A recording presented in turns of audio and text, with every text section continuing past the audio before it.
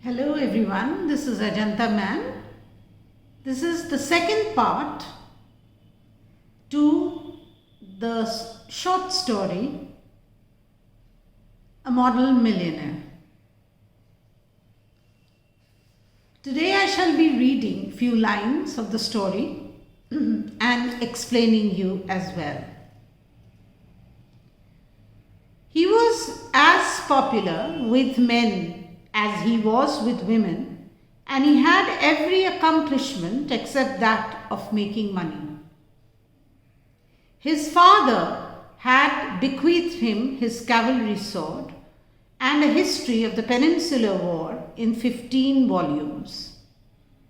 Huey hung first over his looking glass, put the second on the shelf between Ruff's Guide and Bailey's magazine, and lived on 200 a year that an old aunt allowed him.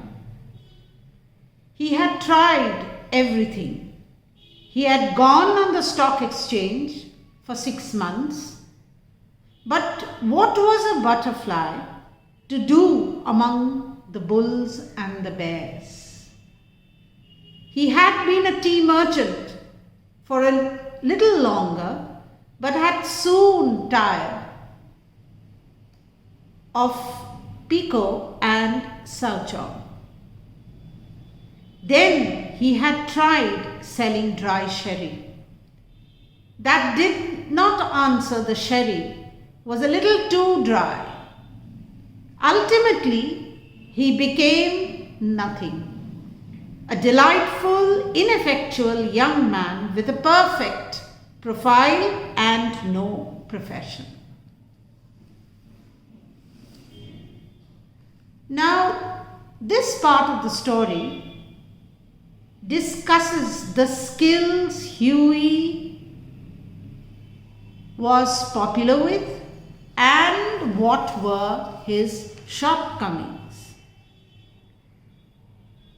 In these lines, Huey had every accomplishment except that of making money.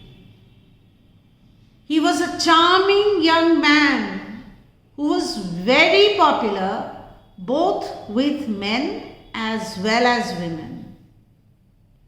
However, despite his popularity, he lacked a profession and a permanent home. The paragraph states that Huey had tried going on the stock exchange. He had tried a hand being a tea merchant and selling dry sherry.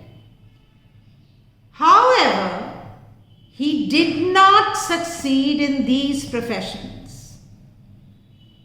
While he was on the stock exchange, he found himself unable to cope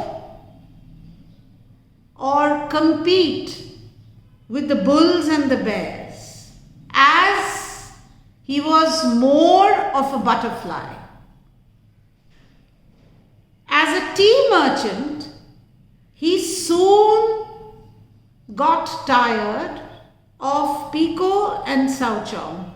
These are teas, different kinds of teas. And selling dry sherry did not prove to be profitable for him. So we see that he had tried different things, but he was not successful. He was not successful in any of those things that he had tried. In the stock exchange, he could not compete with the big bulls and the bears, as people who are very good in stock trading are called the bulls and the bears. He was not good with them, unable to compete with them, because he was more of a artistic personality or a very beautiful butterfly. Huey's father had bequeathed him his cavalry sword and a history of the Peninsular War in 15 volumes. Now, the fact that Huey's father had bequeathed him with the cavalry sword and a 15 volume of the history of the Peninsular War reflected his father's interest in the military, history and values related to his military service. Because he had those books and therefore he bequeaths them to his son. Huey hung the sword over the looking glass, the cavalry sword that his father had bequeathed him, and he put the books on the shelf between the Rough's Guide and Bailey's magazine.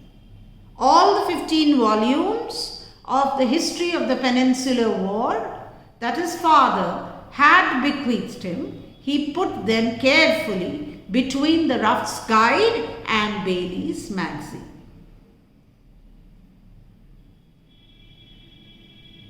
Now, because Huey did not have a proper profession or a permanent income,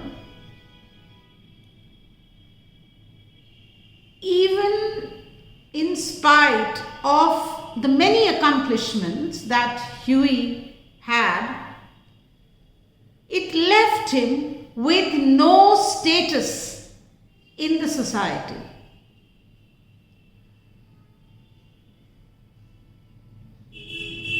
The story even goes on to state that money and wealth are necessary for one to be able to pursue romance and other luxuries in life.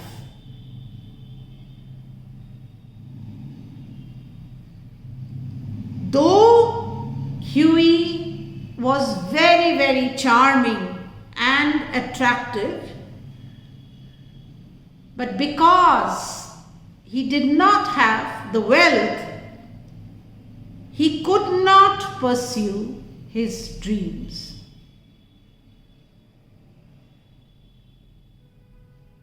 When he gave this beggar man, this beggar whom he thought to be a beggar, who later turned out to be Baron Hossberg in disguise, the Baron was so impressed by Huey's generosity, because no one had ever done that. He gifted him a check of 10,000 pounds as a wedding present for Huey and his love interest, Laura Merton. We can say that Huey was lucky in this matter because he came up with this money to change his financial situation, and thus he got his girl, that is, he got to marry Laura Merton. Thank you for watching my videos. Please continue watching them. If you want a complete analysis of the stories and the poems and Julius Caesar, please continue watching. Thank you once again.